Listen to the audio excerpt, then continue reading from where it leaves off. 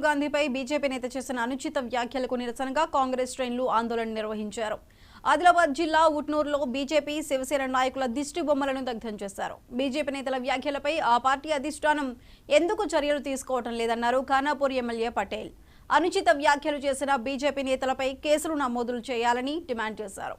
దేశం కోసం పాటుపడిన కుటుంబంలో పుట్టిన రాహుల్పై అనుచిత వ్యాఖ్యలు చేస్తే సహించమని హెచ్చరించారు. రాహుల్ గాంధీ గారి మీద ఏదైతే నాలుగు కోయడం, అతని పేరు మీద రివార్డు ప్రకటించడం, మరి దేనికి సంకేతం?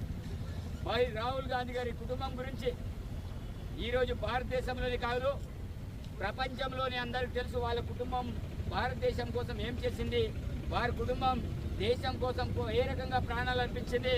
మరి అలాంటి కుటుంబం మీద మీరు మాట్లాడే మాటలు నిజంగా బాధాకరం. కాబట్టి ఏదైతే రణవీర్ సింగ్ బిట్టు అతను అనుకున్న వాక్యాన్ని వెనక్కి తీసుకోవాలి.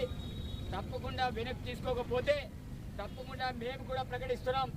ఏజే ఖానాపూర్ శాసనసభ్యులు నేను కూడా ప్రకటిస్తున్నాను.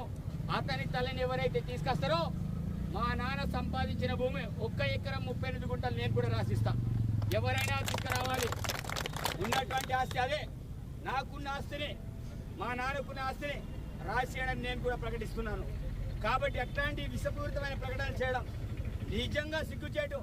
ఈరోజు ప్రతిపక్ష హోదా, ఈరోజు రాహుల్ గాంధీ కేవలం కాంగ్రెస్ పార్టీ నాయకుడు కాదు, ఈరోజు విపక్ష నాయకుడు అతను.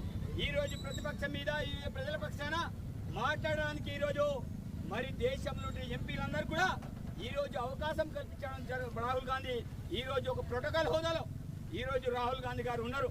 మరి ఇష్టం వచ్చినట్టు మాట్లాడతామంటే ఈరోజు కాంగ్రెస్ పార్టీ కార్యకర్తలు ఎవరు కూడా చూస్తూ ఊకోవడానికి సిద్ధంగా లేరు.